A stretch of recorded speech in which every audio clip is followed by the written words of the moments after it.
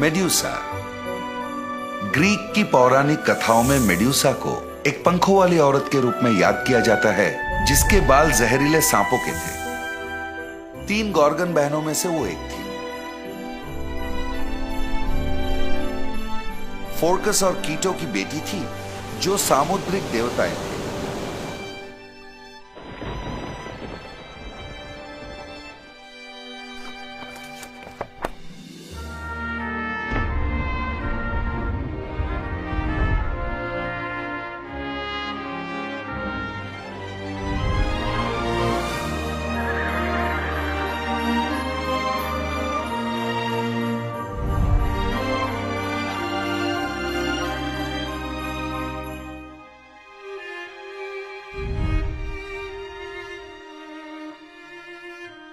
Medusa. Greek की पौराणिक कथाओं में मेड्यूसा को एक पंखों वाली औरत के रूप में याद किया जाता है, जिसके बाल जहरीले सांपों के थे। 3 गॉर्गन बहनों में से वो एक थी। फोर्कस और कीटो की बेटी थी, जो सामुद्रिक देवताएं थे।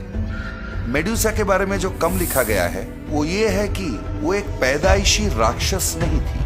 कई कथाओं में लिखा गया है कि वो पैदाइशी राक्षस थी, पर कई कथाएं इसका विरोध करते हैं। ओविड के हिसाब से मेड्यूसा एक बहुत ही सुंदर औरत थी, जिसके लंबे, घने और सुनहरी बाल थे। कहा जाता है कि वो इतनी सुंदर थी कि जो भी मर्द उसे देखता, शादी में उसका हाथ मांग बैठता।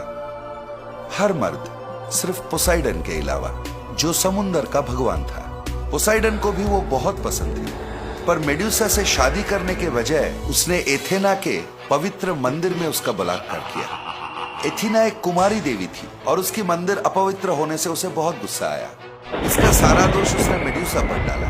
उसने उसे श्राप दे दिया, जिससे कि मेड्यूसा एक राक्षस बन गई। उसके सुंदर घने बाल विषाक्त सर्पों में बदल गए। श्राप यह भी था कि जो भी उसके तरफ देखेगा वो पत्थर में बदल जाएगा। फिर कभी भी कोई भी उसकी तरफ बिना दंड पाए देख नहीं पाएगा, और फिर कभी उसे प्यार की एहसास नहीं होगी। इन श्रापों पर मेड्यूसा का कोई नियंत्रण नहीं था।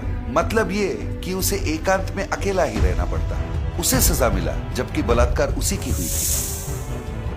ऐसी कथाएं फैलने लगी कि मेड्यूसा एक ऐसी राक्षस है जिसे कोई नहीं हरा सकता। कई नामी ग्रामी योद्धा ने उसे मार गिराने की कोशिश की, पर वो सब पत्थर में बदल गए। ज़ूस का बेटा पर्सस को मेड्यूसा को मार गिराने का दुष्कर काम सौंपा गया। उसका सहायता करने के लिए कई भगवानों ने उसे उपहार दिया।